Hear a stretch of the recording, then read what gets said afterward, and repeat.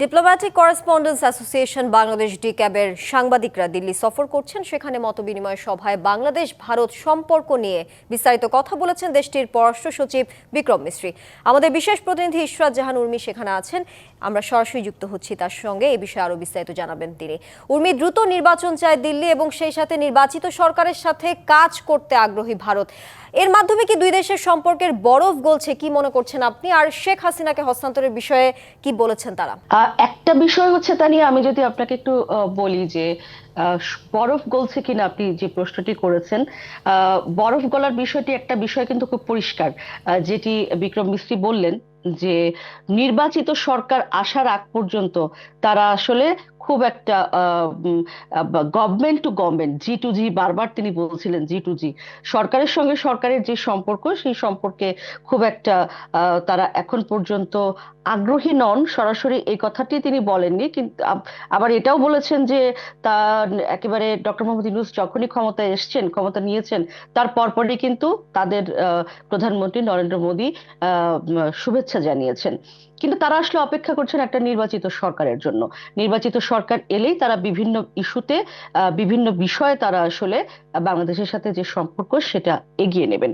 দেখেন, অনেকগুলো ইস্যু বলেছেন, মানে আমাদের সাথে যে বৈঠকটি ছিল সেই বৈঠকটি আহ, আধা ঘন্টা হওয়ার কথা ছিল, সেটা 45 মিনিটে গিয়ে ঠেকেছিল। এবং খুবই মানে ইন্টারেস্টিং বিষয় হচ্ছে এমন কোনো ইস্যু নেই যা তিনি বলেননি। আমাদের প্রশ্ন করার আগেই তিনি অনেক উত্তর দিয়েছেন, এবং তারপরে সাংবাদিকদের প্রশ্ন তো সব বিষয়ই ছিল। এবং সেই বিষয়গুলো আপনার বর্ডার কিলিং থেকে শুরু করে ভারতের পুশিন, ভারতের সঙ্গে ব্যবসা বাণিজ্য, এবং সেই সাথে ভিসা সহজীকরণ এবং সাবেক প্রধানমন্ত্রী শেখ হাসিনাকে ফেরত পাঠানো, দেশে ফেরত পাঠানো, এই বিষয়টিও ছিল। আপনার প্রশ্ন যদি আমি আবারও এখানে ফিরে যাই যে বরফ গলছে কিনা, তিনি বারবার বলছেন যে আমরা সুষ্ঠু নির্বাচন, এবং যেহেতু নির্বাচনের একটা তারিখ ঘোষণা হয়েছে, এই তারিখেই যেন, মানে এই ফেব্রুয়ারি মাসেই যেন দেরি না করে যত দ্রুত সম্ভব নির্বাচনটা যেন হয়, এবং বাংলাদেশের মানুষ যেন ভোট দিয়ে আহ নির্বাচিত করতে পারেন সরকারকে, একটি নতুন সরকার, এবং সেই সরকারের সাথে তারা আহ, আলোচনায় যাবেন। তিনি বলছেন যে রুটিন যে কাজগুলো আছে সেই কাজগুলো আমরা করছি। গত মাসেও জিআরসির মিটিং হয়েছে দিল্লিতে, পানি নিয়ে যে আলোচনা, সেই আলোচনা রয়েছে, সেটি তিনি বলেছেন। বর্ডার কিলিং ইস্যুতে তিনি কথা বলেছেন, বলেছেন যে ভিসা আসলে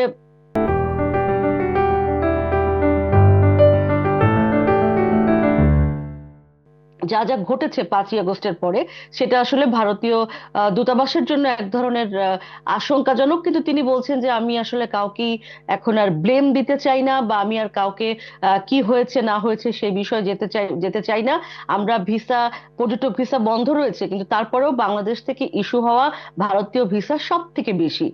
তিনি বলছেন যে আমরা চেষ্টা করব গ্রাজুয়ালি, ধীরে ধীরে যেন ভিসাটা সহজ করা যায়, বা সহজভাবে যেন সহজীকরণ করা হয়, বা গ্রাজুয়ালি যেন ভিসাটা স্বাভাবিক করা হয়। এবং শেখ হাসিনাকে ফেরত দেওয়ার বিষয়টা দিয়ে শেষ করি তানিয়া, আপনার প্রশ্নের উত্তর। তিনি বলছেন যে এটি একটি বিচারিক প্রক্রিয়া। তাকে প্রশ্ন করা হয়েছিল যে জাতিসংঘের রিপোর্ট আপনারা দেখেছেন, সেখানে স্পষ্টতই উল্লেখ আছে যে শেখ হাসিনার নির্দেশে হত্যা হয়েছে। তিনি বলেছেন যে সেই রিপোর্ট আসলে আমরা যেহেতু সেই গ্রাউন্ড কতখানি কি সেটি আমাদেরকে দেখতে হবে। এই বিষয়টি একেবারেই আইনি প্রক্রিয়া, বিচারিক প্রক্রিয়া। দুই দেশের এনগেজমেন্ট লাগবে। এই এই শেখ হাসিনাকে যদি ফেরত পাঠাতে হয়, দুই দেশের এনগেজমেন্ট লাগবে, দুই দেশের একসাথে কাজ করতে হবে, কোঅপারেশন লাগবে। সেই আলোচনা তার বাংলাদেশের সাথে অব্যাহত রয়েছে দিল্লির, সেটি তিনি জানিয়েছেন। তো এই হচ্ছে মোটামুটি আলোচনায় যা যা ছিল। এখন আপনি যদি আরো কিছু আমাকে প্রশ্ন করেন, আমি উত্তর দিতে পারি। উর্মি, আপনাকে ধন্যবাদ আমাদের সঙ্গে যুক্ত থাকার জন্য।